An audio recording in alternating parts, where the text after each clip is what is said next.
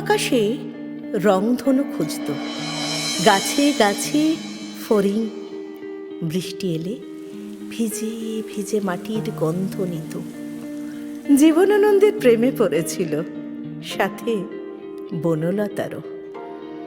বাকের ভাইকে বাঁচাতে মিছিল করেছিল, হুড়মতির ছ্যাঁকায় অঝরে কেঁদেছিল।